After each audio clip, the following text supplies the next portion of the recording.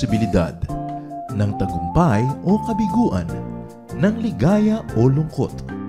Kaya marapat lamang na tanggapin si Jesus bilang tagapagligtas at Panginoon. At matapos yun ay panariwain ang katapatan at paglapit sa Kanya bawat araw o day by day. Ang day by day ay naglalayong umalalay sa pang-araw-araw na pamumuhay. Narito po si Kuya Ed Lapis sa mensaheng pinamagatang Eat, Drink, Sleep.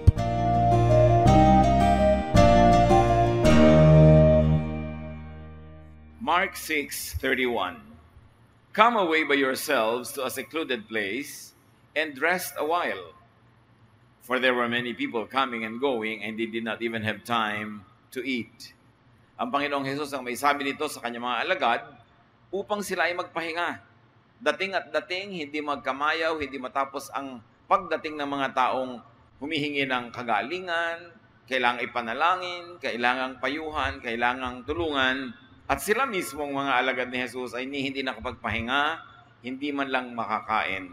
Kaya ang sinabi ni Jesus, iwan mo na sumandali ang ginagawa, lumayo sa maraming tao, bumukod, humiwalay, para magkaroon ng oras magpahinga at kumain. Ang ating pag-aaral, pinamagatan natin, eat, drink, sleep. Panginoon namin Diyos, salamat po dahil kayo nagbibigay sa amin ng inyong atensyon.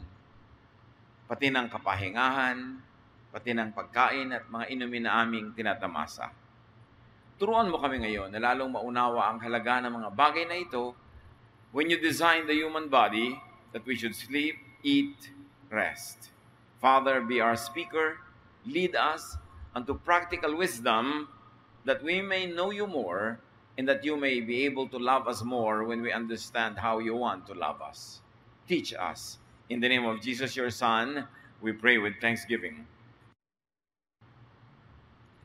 1 Kings 19, 1-2. Ahab told his wife Jezebel what Elijah had done and that he had killed the prophets. She sent a message to Elijah, "You killed my prophets. Now I'm going to kill you. I pray that the gods will punish me even more severely if I don't do it by this time tomorrow." There was religious war going on in Israel. Ang foreigner queen na si Jezebel ay nagdala ng kanyang mga sariling priests, bringing their own religion into Israel, and both sides were killing each other. At nakaskore itong propeta na si Elijah, maraming napatay na mga foreign priests na alaga ni Queen Jezebel. At na ito yung malaman ng reyna, ay nagpadala siya ng mensahe kay Elijah, ang dami-dami mong pinatay ng mga propeta ko, sabi niya gano'n, now ikaw naman ang papatayin ko. At bukas, sa ganito ring oras, dapat patay ka na. There was warning, there was an immediate threat. Very immediate, sabi, bukas. Hindi pala dapat aabutin ng bukas, same time tomorrow, dapat patay ka na. 1 Kings 19, verse 3, Elijah was afraid when he got her message, and he ran to the town of Beersheba in Judah. Nang madinig ng propeta ang banta ng reyna, siya ay tumakas, tumakbo, tumalili sa isang malayong bayan na iniisip niyang mahirap na siyang abutan pa. So there was fear, and he ran. It was all hard work. Mahirap mapagod sa pagtakbo at mahirap ding matakot. So dalawang mahirap na ginawa ang ating nakitang naranasan nitong si Elijah. 1 Kings 19, 3-4. He left his servant there, then he walked another whole day into the desert. So nung dumating siya sa bayan ng Beersheba, iniwan niya yung kanyang alalay. Prophets always had attendants. They were always having assistants, sometimes even security people, because prophets sometimes are in danger from enemies. At iniwan niya yung kanyang assistant doon sa kabayanan at naglakad pa siya na isang buong maghapon para makarating sa ilang, sa disyerto. So immediately, what followed after fear and fatigue in walking was isolation. There was aloneness. The prophet was all by himself. 1 Kings 19:4, finally he came to a large bush and sat down in its shade. He begged the Lord, I've had enough, just let me die. I'm no better off than my ancestors. What do we see here? Elijah, the triumphant, victorious prophet, was in despair because he had reached his load limits. Napuno na siya, nasobrahan na. Sabi niya, kunin niyo na po ako, mabuti pa mamatay na ako. Total, hindi naman ako mas maina, mas mabuti kaysa sa aking mga ninuno. So he was engaging in self-destruction, even toying with the idea of death, and a lot of self-depreciation. Minamaliit niya ang kanyang sarili, at siya ay nalulungkot, gusto niyang mamatay. Ito ang naging epekto sa kanya ng sobrang takot at sobrang pagod at pagiging mag-isa. 1 Kings 19:5-8. Then he lay down in the shade and fell asleep. Suddenly an angel woke him up and said, Get up and eat. Elijah looked around, and by his head was a jar of water and some baked bread. He sat up, ate and drank, then lay down and went back to sleep. Soon the Lord's angel woke him again and said, Get up and eat, or else you'll get too tired to travel. So Elijah sat up and ate and drank. Sa pagod, nakatulog siya doon sa lilim nitong maliit na puno sa disyerto. So at least there was rest and sleep for the prophet. But an angel of the Lord woke him up and said, Bumangon ka muna, kumain ka muna, uminom ka muna. At pagkatapos noon, nakita ni Elijah na, oo nga, merong isang palayok ng tubig at merong tinapay. At yun ay kanyang kinain. At matapos niyang kainin, siya ay nakatulog na muli. At matapos ang konting panahon, ginising siyang muli para pakainin na naman at painumin. At natulog na uli siya pagkatapos noon. 1 Kings 19:8, the food and water made him strong enough to walk 40 more days. At last, he reached Mount Sinai, the mountain of God. So, dahil siya ay nakatulog, at dahil siya ay nakainom at nakakain, at nakatulog uli, at nakainom at nakakain ulit, bumalik ang kanyang lakas. Hindi lang yon, bumalik ang kanyang katinoan. Kanina gusto na niyang mamatay.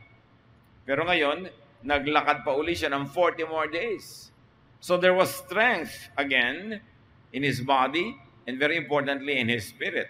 So he walked and he worked hard. It was great work, 40 days walking. And finally, he reached his destination, the mountain of God. Nawa, ganyan lahat ang kwento.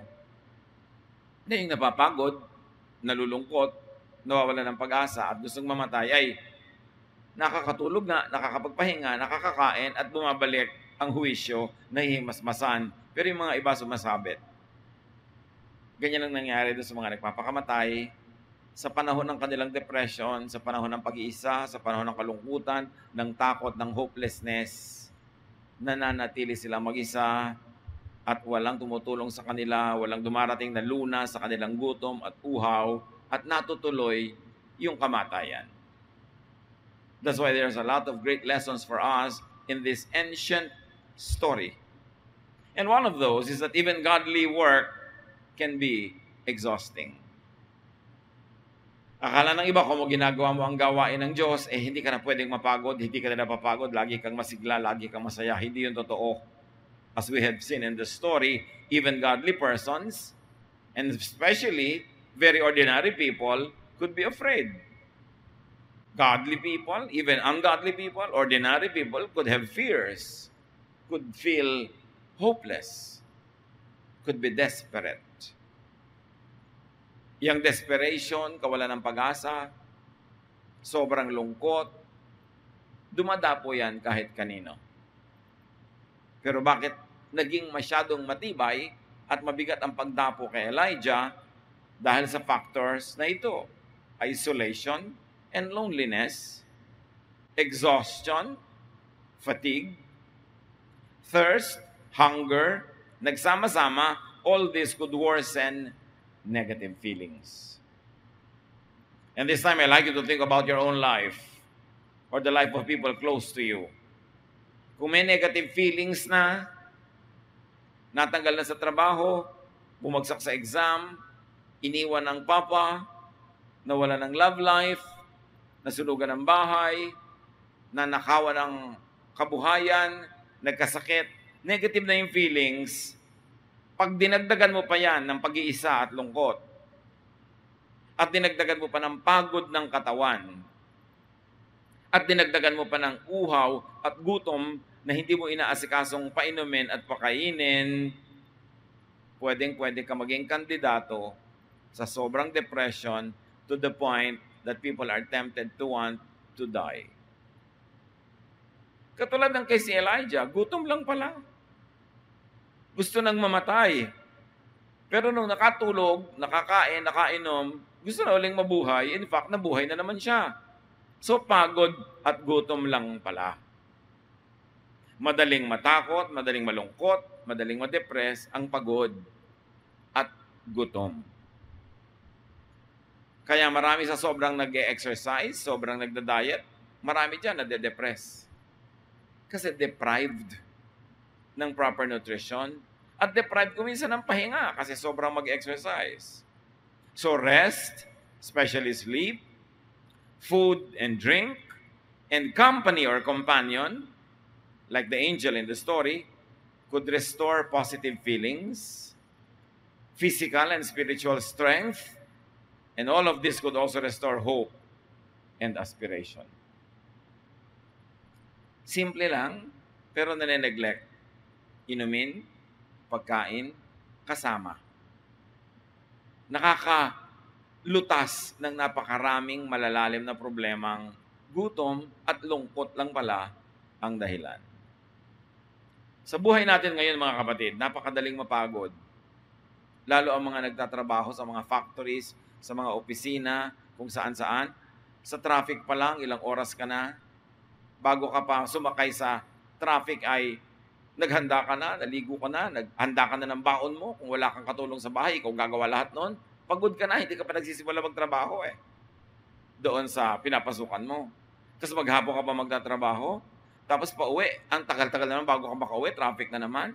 Pagkatapos, pagdating mo sa bahay, maglalaba ka pa, mamamalansya ka pa, magluluto ka pa, pagkaluto, maghahain ka, pagkakain, magliligpit ka pa, pagod ka na, paghihiga ka na, no? Nagre-ring na yung alarm clock kasi babangon ka na naman, umaga na naman, simula na naman ang panibagong mga hamon sa buhay. Parang gano'n ang naranasan ni Elijah.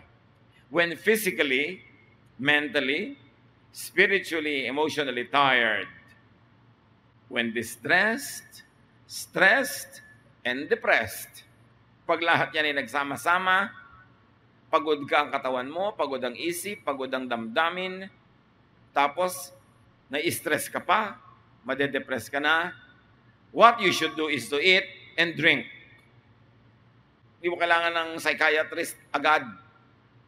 Hindi mo kailangan ng napaka-elaborate na solusyon. Madalas, gutom lang yan, kaya mainit ang ulo mo. Gutom lang yan, kaya maiksi ang pasensya. Pagod lang, kaya nag-aaway kayo lagi ng kasama mo sa bahay kasi pare-pareho lang kayong pagod. Pare-pareho kayong gutom, so feed the body. Ang Panginoon, ayaw niyang may tao nagugutom. Genesis 1:29, I have provided all kinds of fruit and grain for you to eat. So, ang sikmura, nilikha ng Diyos para lagyan ng pagkain at inumin. Hindi dapat pinababayaan ng tao, kahit siya ay propeta, kahit siya ay makadiyos, kahit may ginagawa siyang maganda at tama, kahit siya ay masipag, hindi dapat pinapabayaan ang pagkain. And may I add, although hindi laging madaling gawin, lalo sa kapos sa pera, hindi dapat tinitipid ang pagkain ng tao. Sila David, nung nagutom sila, gutom na gutom ang kanyang hukbo, pinasok nila ang bahay dalanginan, meron doong banal na tinapay, so to speak, ang kumakain lang nun yung mga priest, inaalay sa Diyos, tapos sila yung kakain, pero kinain yun nila David dahil gutom sila. Hindi sila napagalitan ng Diyos. 1 Samuel 21:6. The only bread the priest had was the sacred bread that he had taken from the place of worship after putting out the fresh loaves. So he gave it to David. Kinain nila. Dapat ang tao pag nagugutom kumakain. Sobra na pag yung sarili mong sikmura, titipirin mo pa. Tapos may bago kang cellphone, makakain mo ba yan? Kung ano-ano pinagagastahan, tapos tinitipid pagkain. No. Duty nyo sa Diyos na lumikha sa inyong sikmura na lagyan niya ng masustansya at hanggat maaari ay masarap na pagkain. Ang taong busog at kumakain ng tama, hindi naiisipang magpakamatay. At ang tao ring busog, kumakain ng tama, hindi maiinitin ang ulo. Inaantok pa nga yan, kaya oo na lang ng oo pagka nabusog. Kaya dapat binubusog ang sarili. Ecclesiastes 2:24, the best thing we can do is to enjoy eating, drinking, and working. I believe these are God's gifts to us. Dapat ang pamilya, pagka kumakain, hanggat maaari at hanggat kaya, parang celebration. Kahit ang kakainin mo lang yung tuyo, ilalagay mo naman sa maganda-gandang plato, ilalagay mo ng mga kamatis sa kuwate, mga bulaklak, pampagana sa buhay. Hindi pagtingin mo pa lang doon sa plato, inaantok ka na, may isang ulilang tuyo, wala man lang katabi kahit ano. Nakakatamad kainin. Kailangan pinapasaya. Gano'n ba naman kamahal yung magagandang plato at magagandang baso, lalo ngayon, ang dami ng very affordable. Tapos, ang mga pamilya, nagtitiis kumain sa walang kakwenta-kwentang plato, baso. Ang mga kutsara, liko-liko, ang tinidor, parang ugat ng halaman, dahil pinasusuntot ng mga butas ng lata ng gatas, kung ano-ano nangyari, hindi tuloy nakakagana. Kailangan pinapasarap mo yung pagkain, binibigyan ng appetite, at nilalagyan nyo ng color ang dining table. Do you know that orange is the color of appetite?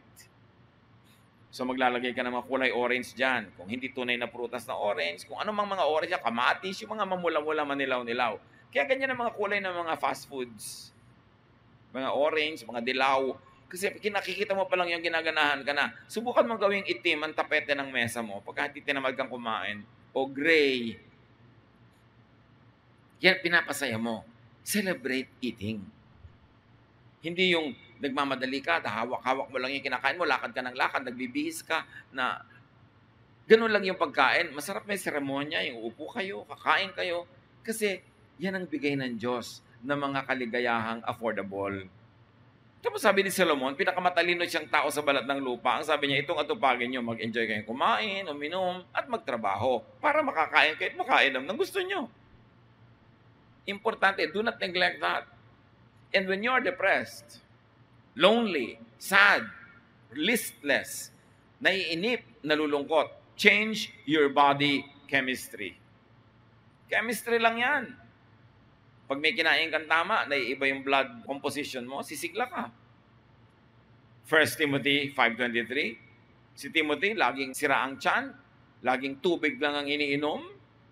Sabi sa kanya ni Paul, stop drinking only water. Take a little wine to help your stomach trouble and the other illnesses you always have. Change your body chemistry. Eat well, drink well, especially when tired and stressed. Lalo yung mga empleyado. Siyempre, para makatipid-tipid naman, nagbabaon pa ng lunch. Pagbukas mo ngayon nung lalagyan mo ng lunch, panat na yung kamatis, umurong na yung pritong itlog, natural, dahil lumamig na, tumigas na yung kanin, tapos araw-araw ginagawa mo sa sarili mo yan. Pagkatapos isang dakilang Martin, nagpapaaral ng 3-4 na pamangkin na laging nasa fast foods, laging bumibili ng load, laging nag-enjoy sa buhay, tapos yan ang ginagawa mo sa iyong sarili. Sa palagay mo, natutuwa sa iyo Diyos. Sa palagay mo, sabi ng Diyos, sige, magdusa ka na magdusa para yung mga sinusuplayan mo, sila ang nagpapasasa. Gusto ko magdusa ka, gusto ko magutom ka. No, you take care of yourself. Hindi masama yung baon, pero sarapan mo naman yung baon mo kasi araw-araw ginagawa mo yun, hanggang tumanda ka na lang, namatay ka na, hindi ka na nag-enjoy sa buhay. And workers, employees, make it a point to eat well. Yan ang inyong treat sa inyong sarili At yan din ang tungkulin nyo sa Diyos na lumikha ng inyong katawan. Therefore, to be able to do all this, to eat well, to drink well, you have to work. Produce food and drink. Have the capacity to enjoy food and drink. Lalo yung mga busy sa kanilang mga profesyon, halos wala nang oras kumain. Bakit pa kayo nagpo-profesyon kung pagkain lang hindi nyo maasikasong gandahan at sarapan? Para ano pa nabubuhay tayo? Isa yan sa mga pleasures ng katawan na affordable. Hindi ka paghihirapin ng pagkain kasi pag busog ka na, tumitigil ka na eh. Drugs, paghihirapin ka. Gambling, paghihirapin ka. Yung mga ibang mga bisyo, paghihirapin ka. But not food. Because you stop eating when you're full. Paano ka maghihirap nun? Napakahalaga yon. Importante na magtrabaho para ma-afford mo yung gusto mong kainin. Genesis 3:19, sabi ng Diyos, by the sweat of your brow, you will eat your food. Pagtatrabahuhan mo, ang kakainin mo. So gusto mong maramit masarap na kainin, husayan mo ang pagtatrabaho.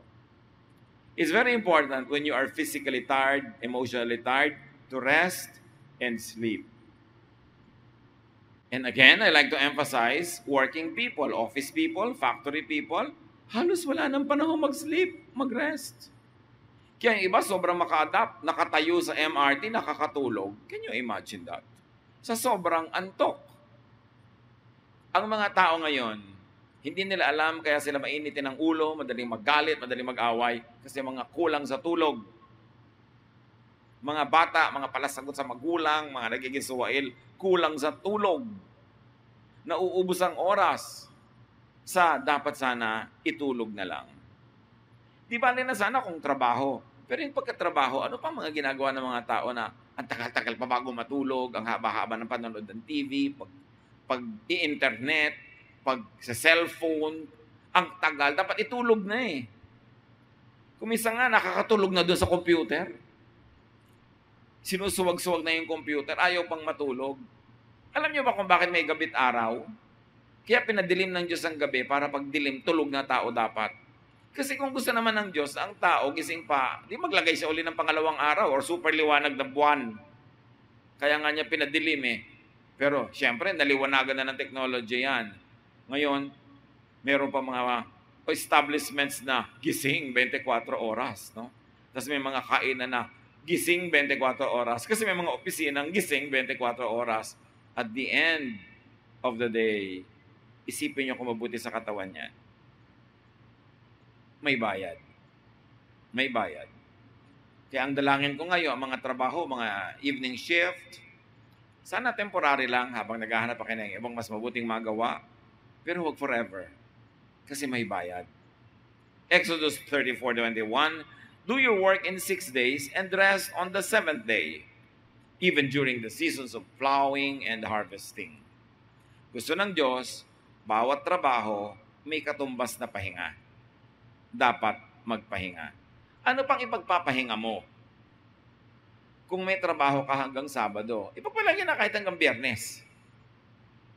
Sa Sabado, gagawin mo lahat yung laba, plancha, palengke, magluluto ka ng advance food para may mga nakakain-kain kayo during the week na hindi na kailangan lutuin, maglilinis pa ng bahay, yung mga trabaho pa na nagbabayad ka ng kuryente, tubig, kung ano-ano, kung wala kang mga staff sa bahay. Sobrang pagod ang tao ngayon. Yung mga tamad, siyempre, hindi bali ng tamad, di naman pagod. Kung bakit may nakakaya talagang magpakatamad-tamad. Pero lahat ng responsableng tao ngayon, liban na lang ang yaman-yaman mo, pagod na pagod. Agree kayo dun? Pagod ang tao. Pero ang inutos sa atin ng Diyos na nakakaalam ng ating katawan, dapat magpahinga. Lamentations 3:22-23, because of the Lord's great love, we are not consumed, for His compassions never fail. They are new every morning. Every morning daw, bagong blessing ang Diyos. Because morning is supposed to be nakatulog ka magdamag. So ang ibig sabihin ng verse, after every moment of rest, may bagong blessing. So dapat meron ka talagang rest. And remember, nakatulog yung propeta, gutom, ginising. Kumain ka muna at mamaya mo na ituloy ang iyong tulog. Mga kapatid, kahit gaano kayo kapagod, kumain muna kayo bago kayo matulog. Dahil mahirap yung tulog ka pero gutom na gutom yung sikmura mo, kinakain na pala ng large intestines mo yung small intestines. Kasi gutom na gutom siya habang natutulog ka. Napaka-importante na pinapakain ng katawan. So eat first before sleeping. And as we have mentioned, people who work or people who study 6-8 hours a day, cut down on non-restful activity, cut down on non-sleep activities. Huwag puyat ng puyat ng puyat. Itulog nyo yan. Yung lalabas ka pa, matatraffic ka pa, tapos kakain ka pa sa labas, tapos babalik ka pa, kumain ka na lang sa bahay para mahaba ang natirang oras para matulog. Hindi laging naka-on yung TV na yan, yung computer na yan, kasi inaagawan ka ng oras ng pahinga. Huwag magpuyat, huwag magpagod hanggat maaari. And work in time sa tamang panahon so you could have time and space for rest when needed. Dapat ipon ka ng ipon ng trabaho, ipon ka ng ipon ng income, ipon ka ng ipon ng pagkain para kung may sakit ka o pagod ka o gusto mong pahinga, pwede. Dahil meron kang inimpok. The Proverbs 31 lady, ang sabi sa kanya, she laughs at the days to come. Bakit? May savings kasi. Bakit may savings? Masipag. So hindi siya masyadong natatakot tungkol sa hinaharap. Kaya yung ating binasa kanina, sabi ni Jesus sa kanyang mga disipulo, Mark 6:31, come away by yourselves, iwan nyo yung mga taong pinaglilingkuran nyo to a secluded place nang hindi kayo masundan and rest a while. Kahit si Jesus, hindi niya sobrang pinapagod yung kanya mga disciples. Pinagpapahingan niya, sukdan pa ngang iwan yung mga taong pinaglilingkuran. Hindi naman gusto ni Jesus sa paglilingkod mo sa mga tao, namatay ka na sa pagod at gutom at hirap. Ikaw din, magpapahinga. At anong nakita natin dito? Noong si Elijah ay nalaman niya ang banta ng reyna, tumakbo siya palayo. Get and stay away from stressors. Sa buhay natin may mga Queen Jezebel. Kaka-stress. Layuan nyo. Huwag kayong laging dikit ng dikit sa mga nakaka-stress. Kaya tao yon o bagay o activity. Even hunger and thirst and fatigue, hanggat maaari, iwasan nyo at layuan nyo. Bago kayo magutom, kumain na kayo. Bago pa man mauhaw, uminom na. At bago mapagod at bumigay, magpahinga na. The Arabs have a saying, close the door that brings in the draft. Palibhasa ang mga bahay ng Arabo sa disyerto noong unang panahon ay walang bintana, pinto lang. So sabi, isara mo yung pinto para huwag pumasok ang ambon, ang ulan, ang hangin.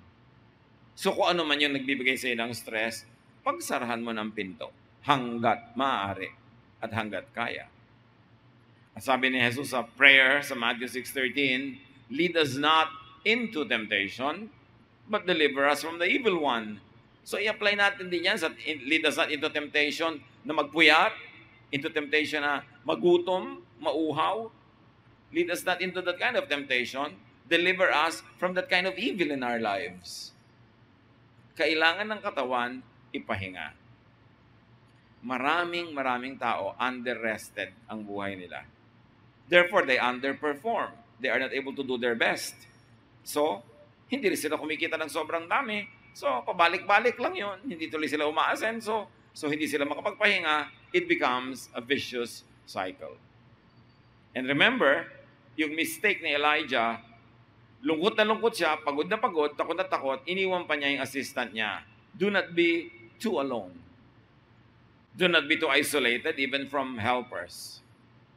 Sabi rin sa Bible, mapalad yung merong kasama, kung siya'y madapa ay may magtayo sa kanya, at kung maginaw ay magkadikit man lang sila para makatulong sila magpainit ng kanilang mga katawan. Genesis 2:18, the Lord God said, it is not good for man to be alone, especially when sad, when depressed. Be sensitive to people who are depressed. Kung kaya niyong samahan, samahan niyo. Kausapin, aliwin, libangin. Kasi yan ang pagsisisi ng mga kaibigan at kamag-anak ng maraming nagpakamatay. Tumatawag sa akin, hindi ko masyadong kinausap, nagte-text, hindi ko sinagot. Gustong samahan ko siya, busy naman ako, hindi ko nasamahan. Kung alam ko lang na magbabaril siya tonight, di sinamahan ko na sana, di kinausap ko na sana. Yun nga hindi natin alam. Kaya dapat tayo sensitive. Kung minsan may taong malapit sa'yo, nasa bingit na pala ng pagpapakamatay, depressed na, humihingi ng tulong, humihingi ng saklolo, and we're too busy to even notice. So be sensitive to people who could be depressed. And let God's angels, even God's human angels, help you. Be ready, be open to receive help. Hebrews 13:2, be sure to welcome strangers into your home. By doing this, some people have welcomed angels as guests, even without knowing it. So, may mga anghel na totoo at may mga taong parang anghel sa buhay natin. Kung nangangailangan tayo ng tulong, tanggapin natin ang tulong at makinig tayo sa kanila. And as we have mentioned, be sensitive to and help persons in distress. Persons who are reaching their load limits, napupuno na sila, bibigay na sila, sasabog na sila. Let's be sensitive to them and let's be sensitive to persons who are suffering. Time naman para tayo yung maging anghel sa buhay nila. Galatians 6:2, carry each other's burdens, and in this way you will fulfill the law of Christ. Find rest in God and do something humanly possible so you find your own rest. At mga kapatid, kung meron kayong mga kasambahay, kapamilya, kasama na, alam nyo, pagod maghapon, huwag nyo nang stressin sa gabi. Lalo mga anak, kayong mga anak, mga magulang nyo, so, nagtatrabaho, ginagawa nila ang lahat, huwag na kayong dumagdag pa sa mga stress nila. Tumulong sa mga trabaho sa bahay. Magtulungan. Huwag laging iasa sa masipag ang lahat ng trabaho kasi yung masipag napapagod din. Kailangan lahat nagtutulungan. Naghahati-hati sa mga trabaho. At kung alam niyo yung pagod, huwag na kayong gumawa ng gulo, ng issue, palampasin nyo na, hayaan nyo makapahinga. Kasi lahat tayo kailangan nating magtulungan. Especially sa mga manggagawa ngayong mga panahon na ito. There's a lot of stressors. Dapat duty natin sa isa't isa, sa pamilya, na bigyan ng relaxation ang bawat isa as much as possible. Because that is the Jesus way of doing things. That is the godly thing to do. Dear Lord, we thank you that you want us to rest when tired. That you want us to be filled with good food and good drinks. Teach us. Enable us to work so we can earn the food and the drink we consume. And teach us to be able to earn a lot so we can save, that when times come when we have to rest, that we can actually rest. Turuan mo kami, Lord, to be wise in this area of our lives, to relax as much as possible, and to help others find rest as well. Pagbulay-bulayan natin ang mga bagay na ito at pag-isipan kung paano i-apply sa ating mga personal na buhay. Spend some time with the Lord in quiet reflection.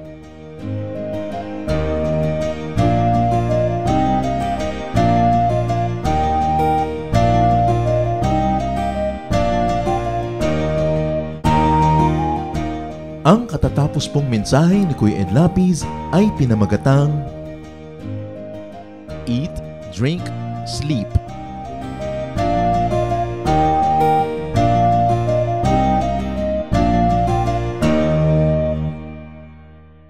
Sa inyo po, Panginoon, lapat itong aking loob na sumilong at pasakop, makisuno at sumukob. Sa tuwing kayo'y lalapitan ay lagi nang gumagabay, taus-pusong lumilingap sa bawat pusong sugatan.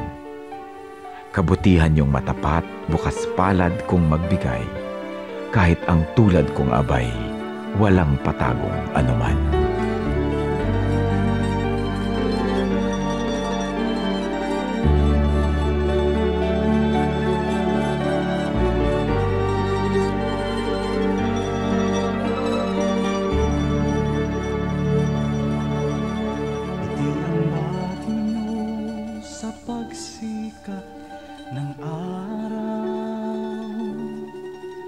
maging sa karilagan ng takip siling.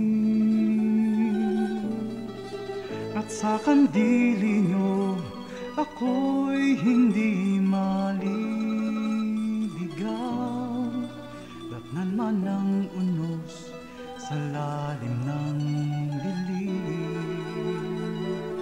Kung sisikapin kong bilangin ang mga bituin, isa-isahin ko man bato sa buhangin, walang makahihigit sa lawak ng iyong pagtingin, sa kalinga niyo pagmamahal sa akin. Alleluia, Alleluia, Alleluia, Alleluia, Alleluia, Alleluia, Alleluia, Alleluia.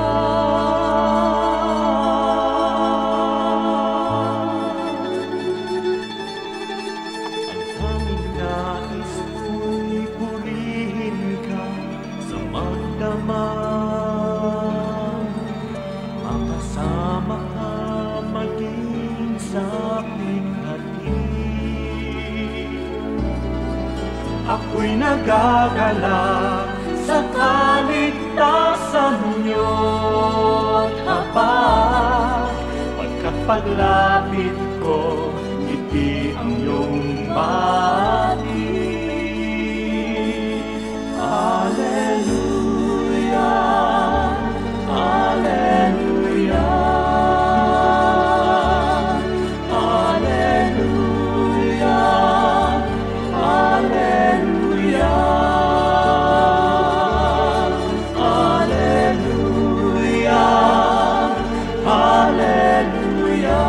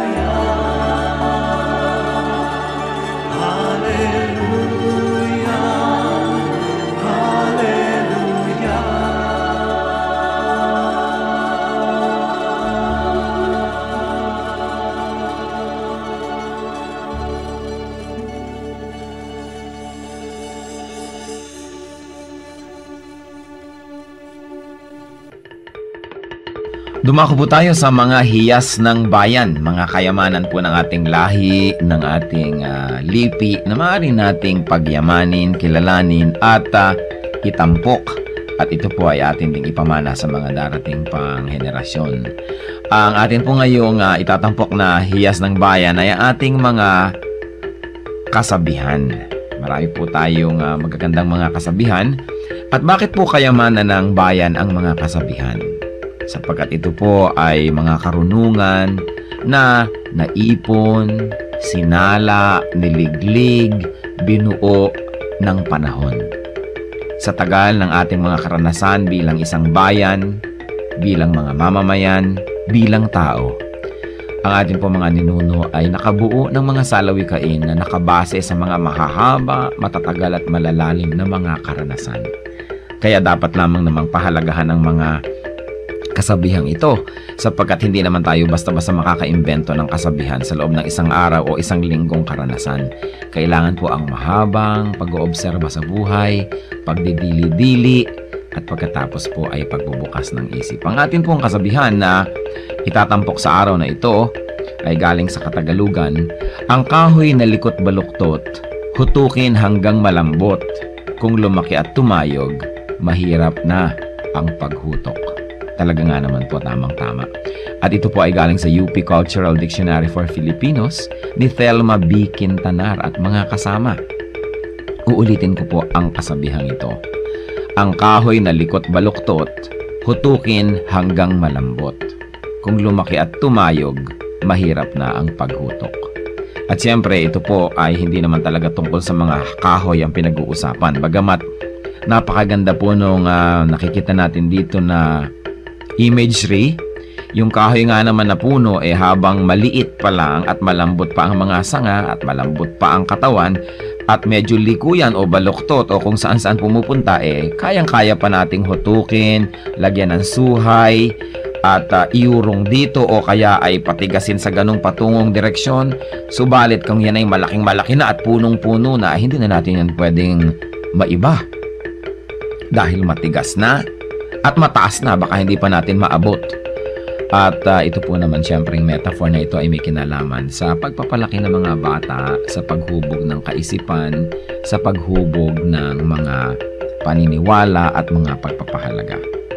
Napakahalaga ang pagtuturo sa bata ng mga konsepto ng tama at mali, ng maganda at ng mga hindi maganda, habang ang tao ay bata pa, habang ang kanyang isip ay mura pa, at habang siya ay masunurin pa, habang siya ay dependent pa at umaasa pa sa kanyang mga magulang o sa mga matatanda, habang siya ay teachable and impressionable, ay kailangan na dumating tayo sa talagang masusi at seryosong pagtuturo.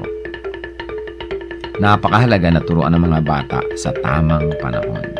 Huwag po nating ipaurong-urong ang pagtuturo sa mga bata. Pag kami mga itinatanong, huwag natin sabihin, bata ka pa, hindi mo pa malalaman yan, saka na, pagtanda mo na. O kaya, ano ba, kabata-bata mo, ang dami mong tanong, malalaman mo rin yan pagtanda mo. Kailangan po maingat tayo sa pagsagot sa mga tanong, ibigay po natin ang mga sagot na tumpak at tama, at itrato natin ang mga bata na parang matanda kung ating kausap, igalang din natin sila, at bigyan natin ng mga tamang paliwanag. Tandaan po natin ang pagbabantay, ang pagtuturo, ang paghuhutok sa mga mumunting mga bata. Yan po ay magkakaroon ng panghabang buhay na epekto sa kanilang buhay. Kaya isa pong mahalaga na paalala rin sa ating mga magulang, bigyan natin ng oras ang ating mga anak, bigyan natin ng panahon na mahutok yan sa tama, sapagkat kapag malaki na, mahirap na po yan na ibahin pa. Kaya ilapit natin sa Panginoon habang maaga, palakihin natin ang may takot sa Diyos, palakihin natin na kasama ay mga mananampalataya, nadidinig ang salita ng Diyos, mga Kristiyanong awitin, at nang sa gayon, ang batang ito ay lumaking nasa tamang direksyon. Sabi rin po yan sa Bible, train up a child in the way he should go, and when he is old, he will not depart from it. Meron po tayong equivalent niyan sa ating pong kultura, sa ating mga kasabihan. At yan po ang hiyas ng ating bayan ngayon, kasabihang, ang kahoy na likot baluktot, hutukin hanggang malambot, kung lumaki at tumayog, mahirap na ang paghutok.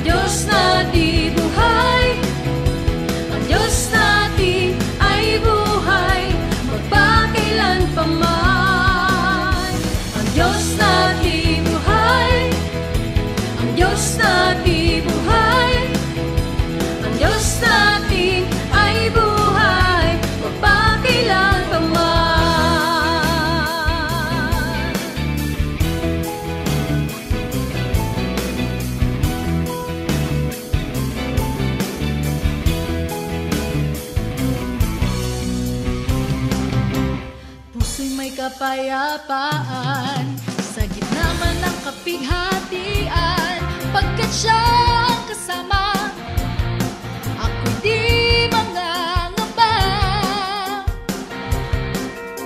Purihin ka, O Diyos, kataas-taasan, purihin ka, Jesus, magpakailanman. Siya ang Alpha at Omega, makapangyarihan. Diyos na bibuhay, ang Diyos na bibuhay, ang Diyos natin ay buhay, magpakailanpaman. Ang Diyos na bibuhay, ang Diyos na bibuhay, ang Diyos natin ay buhay, magpakailanpaman. Ang Diyos natin ay buhay, ang Diyos natin ay buhay, ang Diyos natin ay buhay, magpakailanpaman. Ang Diyos natin ay buhay, ang Diyos natin ay buhay, ang Diyos natin ay buhay, magpakailanpaman. Ang Diyos natin buhay, siya ay buhay. Ang Diyos natin buhay, ang Diyos natin ay buhay, magpakailanpaman. Ang Diyos natin buhay, ang Diyos natin buhay, ang Diyos natin ay buhay, magpakailanpaman. Ang Diyos natin ay buhay, magpakailanpaman. Ang Diyos natin ay buhay, magpakailanpaman.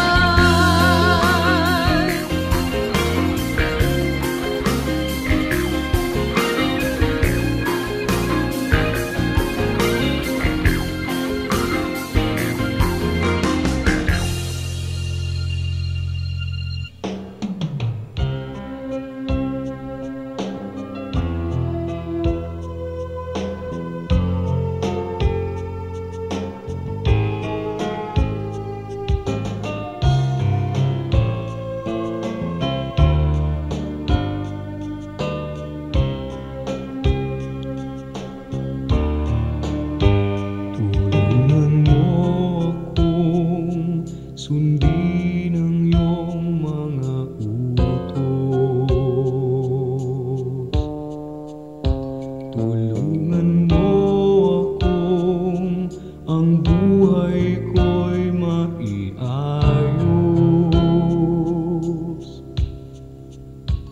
At sa mga tukso, tulungan mong pigilin ang sarili ko.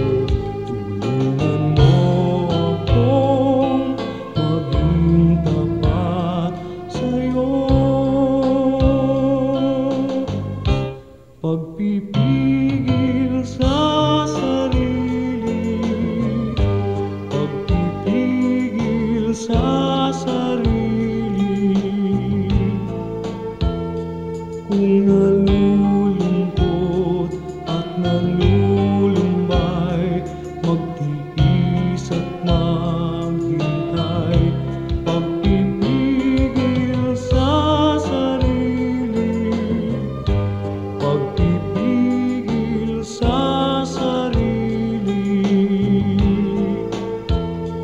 Ang ituro mo sa buhay ko, Jesus.